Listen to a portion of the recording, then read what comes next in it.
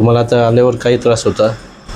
सकाळपासून 4 ते 5 loose motions, म्हणजे पहिले इन्फेक्टिव्ह मोशन्स होते, त्याच्यानंतर संध्याकाळी आल्यानंतर एक लूज मोशन झाली.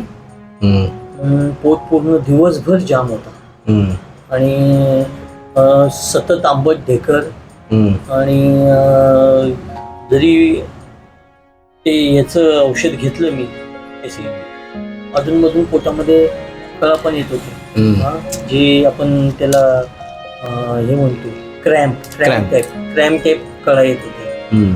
त्याच्यामुळे काय आणि एकदम म्हणजे कोणी चेहरा बघितला ना ऑफिस मधला व्यक्ती जो बघायचा ना तो बोलायचा आज तुमची तब्येत बरोबर नाही दिसत वगैरे, असा चेहरा पडलेला वगैरे. आणि आता किती उपचार केला तुमचा? आता किती मिनिटाचा उपचार केलाय? आता जे उपचार केले त्याच्यामध्ये मी जवळजवळ 101% मी रिलीफ मला केला आहे. ठीक आहे. पोटाच्या ऑप्टीमध्ये प्लस पोटाचे क्रॅम्प प्लस पाठीमध्ये जो क्रॅम्प जे दुखणं होतं ते सगळं.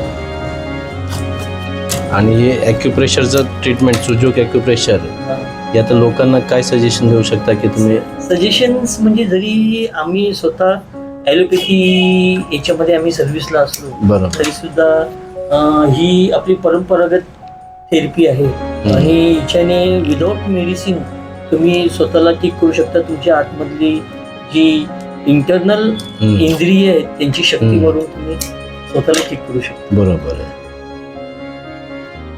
आता लोक आज ॲलोपॅथीमध्ये एवढे पळतायत, त्यांना हे सजेशन आहे की आपण इकडं वळा. हो, प्रश्नच नाही. Okay, thank you. आणि स्वतःच्या थोडासा जीवनशैलीमध्ये फरक करून व्यवस्थित सगळं माणसं बरोबर. त्याच्यामध्ये ॲक्युप्रेशर, ॲक्युपंक्चर आणि सुजोग थेरपी प्लस आयुर्वेदा याचा सगळ्यांचा संगम आहे. यालाच आपण नॅचरोपॅथी बोलतो.